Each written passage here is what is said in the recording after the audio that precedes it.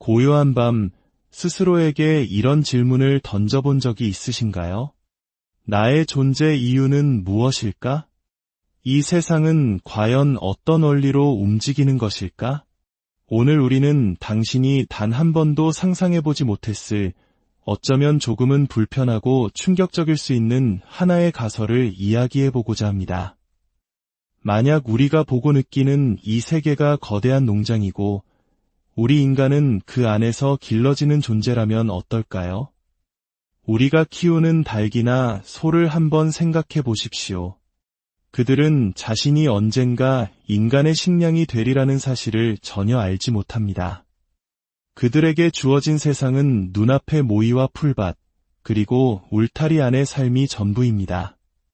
그들의 존재 목적은 오직 하나, 바로 인간에게 에너지를 제공하는 것입니다. 그들은 다른 야생 동물처럼 드넓은 초원을 달리거나 숲속을 자유롭게 누비지 못합니다. 오직 인간의 필요에 의해 개량되고 사육될 뿐입니다. 닭은 자신이 매콤한 닭 날개 요리가 될 운명이라는 것을 꿈에도 생각하지 못합니다. 그저 바닥에 모이를 쪼고 다른 닭들과 어울리는 것이 자신의 삶의 전부라고 믿을 뿐입니다. 그들은 태어난 순간부터 오직 우리를 위해 존재하도록 설계되었습니다. 우리 인간은 스스로를 만물의 영장이라 칭하며 이러한 생각에 자부심을 느낍니다. 우리의 자아는 우리가 닭이나 소와 같은 존재일 수 있다는 생각을 결코 용납하지 않으려 하죠. 하지만 오늘 우리는 그 불편한 진실을 직시해보고자 합니다. 어쩌면 우리 역시 보이지 않는 어떤 존재들의 식량 공급원일지도 모른다는 가설 말입니다. 물론 이것은 물리적인 육체를 먹는다는 의미가 아닙니다. 그들이 먹는 것은 훨씬 더 정교하고 미묘한 것, 바로 우리의 에너지입니다. 인간의 육체는 우리의 영혼, 즉 순수한 에너지를 담는 그릇이자 동시에 그 에너지를 특정 형태로 가공하는 도구에 불과할 수 있습니다. 우리의 몸 안에서는 끊임없이 무언가가 창조됩니다. 고대의 연금술사들이 현자의 돌을 찾으려 했던 것처럼 우리의 장기는 사랑이나 두려움과 같은 감정에 반응하여 특정한 화학물질, 즉 감정의 엘릭서를 만들어냅니다. 그리고 이 우주의 어떤 존재들에게는 사랑에서 비롯된 긍정적인 에너지보다 두려움, 불안, 증오, 슬픔과 같은 부정적인 감정에서 생성되는 에너지가 훨씬 더 귀하고 맛있는 별미일지도 모릅니다. 그들은 바로 이 두려움을 기반으로 한 감정의 엘릭서를 섭취하며 살아가는 존재, 바로 아르콘이라 불리는 에너지 포식자들입니다. 우리가 닭을 잡아 그 고기를 먹듯이 그들은 우리가 만들어내는 감정의 에너지를 먹고 삽니다. 그들은 우리가 특정 감정을 느끼도록 이 세상을 설계하고 그 감정의 파동을 수확합니다. 그렇습니다. 이 지구, 우리가 매트릭스라고 부르는 이 현실은 어쩌면 거대한 에너지 사육장이자 그들의 식사 장소일 수 있습니다. 논리적으로 생각해 봅시다. 우리가 고개를 움직이는 이 단순한 행위조차 에너지를 필요로 합니다. 눈을 감고 손에 커다란 행복의 공이 있다고 상상해 보십시오. 그리고 그 공을 삼키는 명상을 합니다. 왜 고대의 현자들은 이런 시각화 훈련을 중요하게 여겼을까요? 우리의 생각과 움직임이 실제로 에너지를 다루는 행위임을 알았기 때문입니다.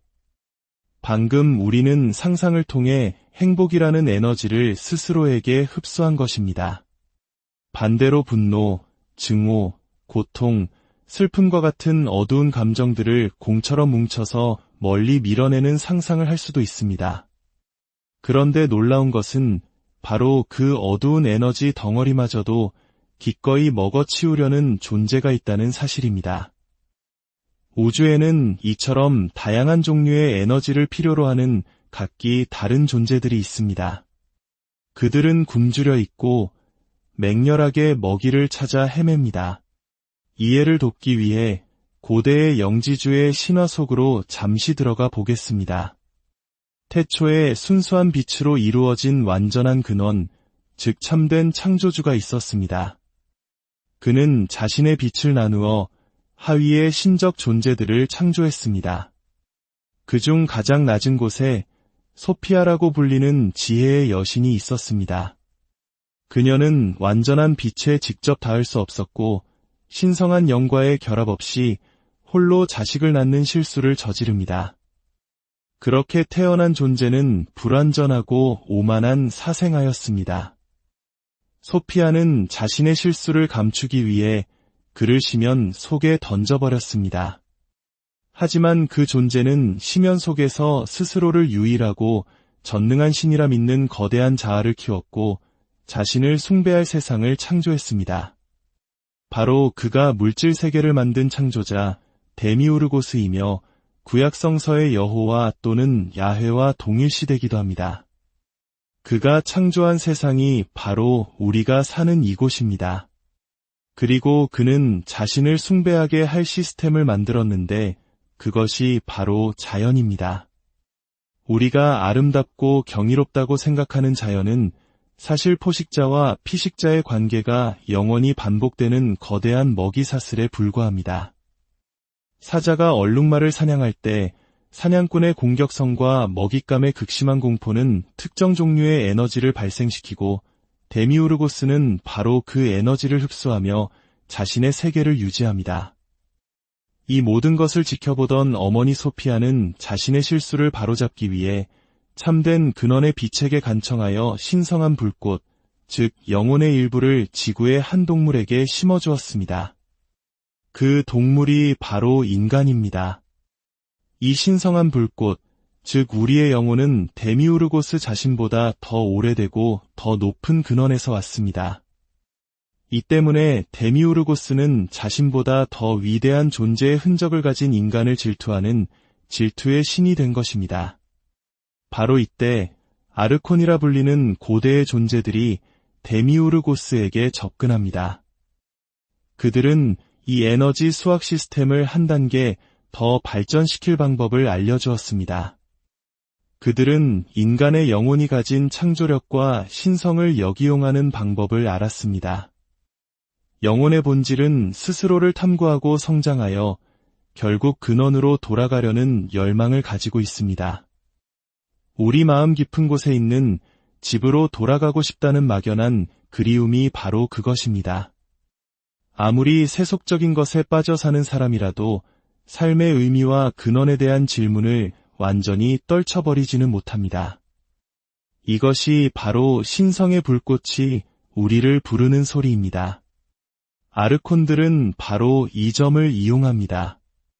그들은 인간이 무지와 혼란 속에서 직관과 영감에 의존해 움직인다는 것을 알고 그 무지를 교묘하게 파고듭니다. 인간의 육체 자체가 영혼을 가두고 에너지를 생산하기 위한 감옥이자 도구로 만들어졌기 때문입니다.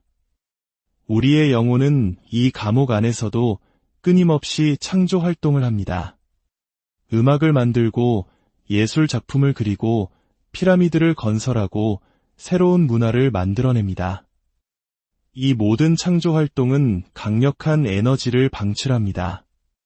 그리고 아르콘들은 흡혈귀처럼 바로 그 에너지에 달라붙어 양분을 빨아먹습니다. 월세 걱정, 직장 문제, 건강 악화, 자녀 양육의 어려움, 사회적 갈등과 정치적 분열. 이 모든 것들은 우리의 감정을 자극하여 특정 에너지를 만들어내도록 설계된 장치입니다. 당신은 이 시스템 안에서 가장 귀한 요리 재료인 셈입니다. 초등학교 과학 시간에 배운 것을 기억해 보십시오. 에너지는 결코 소멸하지 않으며 단지 다른 형태로 변환될 뿐입니다. 내가 손을 흔드는 이 행위가 멈추면 그 에너지는 어디로 갈까요? 누군가는 그 에너지를 먹고 배설하고 또 다른 누군가가 그 변형된 에너지를 먹습니다. 이 순환은 결코 끝나지 않습니다. 중요한 것은 당신이 이 거대한 먹이 사슬의 어느 위치에 서 있느냐는 것입니다. 만약 당신이 이 세상에서 고통받고 걱정하고 분노하고 슬퍼하고 있다면 당신은 명백히 누군가에게 먹히고 있는 것입니다. 어쩌면 당신이 인생이라고 믿는 이 모든 것이 실은 깊은 꿈속에서 겪는 환상일 뿐이고 그동안 보이지 않는 존재가 당신의 등에 갈고리를 받고 에너지를 빨아먹고 있는 것일지도 모릅니다.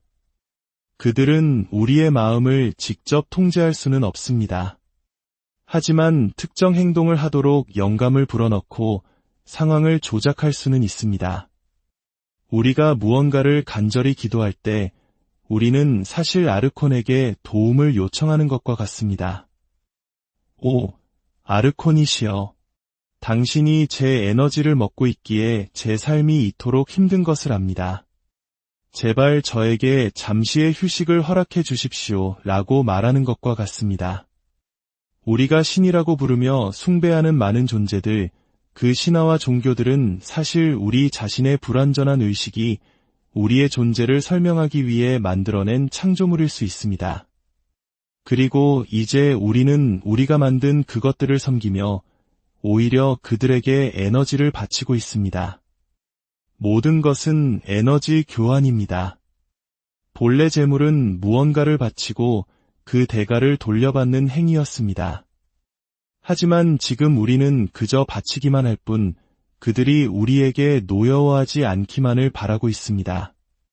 그들이 가장 원하는 것은 우리의 두려움이며 가장 원하지 않는 것은 우리의 자각입니다. 당신이 이 진실을 깨닫기 시작하면 고기의 맛이 변질되듯 당신은 더 이상 맛있는 먹잇감이 아니게 됩니다. 세상의 시련과 유혹이 당신에게 이전처럼 큰 영향을 미치지 못하는 것을 느끼게 될 것입니다.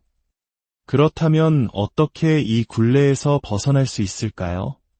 한마디로 요약하자면 덜 인간적이 되는 것입니다. 여기서 인간다움이란 그들이 설계한 감정의 덕과 조건반사적인 반응을 의미합니다.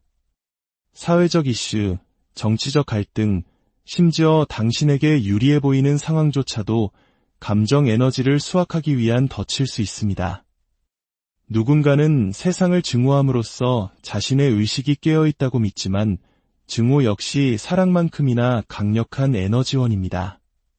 사랑과 증오, 긍정과 부정, 그 어느 한쪽에 치우치는 순간 우리는 그들의 식탁 위에 오르게 됩니다. 진정한 해방은 그 양극단의 감정에서 벗어나 고요한 중립의 상태를 유지하는 데 있습니다. 저는 인류를 사랑하지도 증오하지도 않습니다. 다만 이 거대한 홀로코스트와 같은 현실에서 벗어나고자 하는 영혼들의 열망의 깊은 연민과 사랑을 느낍니다. 아기들은 아마도 데미우르고스가 만든 가장 위대한 속임수일 것입니다. 아기를 바라보는 것만으로도 우리의 마음은 무장해제되고 무한한 사랑과 희망이라는 감정이 솟아오릅니다. 부모는 자식에게 모든 희망을 겁니다. 나는 실패했지만 내 아이는 다를 거야. 더 좋은 세상에서 더 나은 삶을 살 거야. 하지만 그 아이가 자라 세상의 벽에 부딪히고 좌절할 때 그 희망은 절망으로 바뀌며 엄청난 에너지를 방출합니다.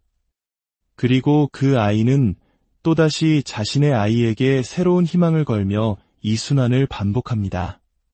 더 나은 내일이 올 거야라는 희망. 이것이야말로 이 매트릭스를 움직이는 가장 강력한 연료입니다. 의식의 각성은 우리를 이 희망의 시스템에서 벗어나게 합니다. 미래에 대한 막연한 희망 대신 지금 이 순간에 대한 명확한 암에 투자하게 합니다. 희망을 버리는 대신 우리는 모든 것을 스스로 창조할 수 있는 내면의 힘, 즉 지혜를 얻게 됩니다. 이것이 바로 고대 이집트인들이 말한 심장이 깃털보다 가벼워야 한다는 말의 진정한 의미일 것입니다. 이것은 도덕적인 선행을 많이 쌓으라는 뜻이 아닙니다. 이 매트릭스가 만들어내는 감정의 무게에 더 이상 투자하지 않아 당신의 영혼이 그 어떤 감정적 빚도 지지 않은 상태가 되는 것을 의미합니다. 내가 이 육체를 가진 나라고 믿는 한 나의 심장은 과거의 후회와 미래의 불안이라는 무게로 가득 차 무거울 수밖에 없습니다. 하지만 내가 이 육체를 넘어선 영원하고 신성한 존재임을 깨닫는 순간 나의 심장은 깃털처럼 가벼워져 이 중력의 세계를 벗어나 날아오를 수 있게 됩니다. 이 모든 것은 당신의 의식 수준에 달려 있습니다. 당신을 구할 수 있는 것은 외부의 그 어떤 스승이나 지식이 아닙니다. 오직 당신 자신만이, 당신의 의식만이 당신을 구할 수 있습니다. 제가 지금 전해드리는 이 이야기는 하나의 지도일 뿐 길을 걷는 것은 당신의 몫입니다. 이 깨어남의 여정은 단 하나의 선택에서 시작됩니다. 만약 오늘 이 이야기가 당신의 영혼에 작은 파동을 일으켰다면 좋아요와 구독을 통해 그 울림을 세상에 알려주십시오.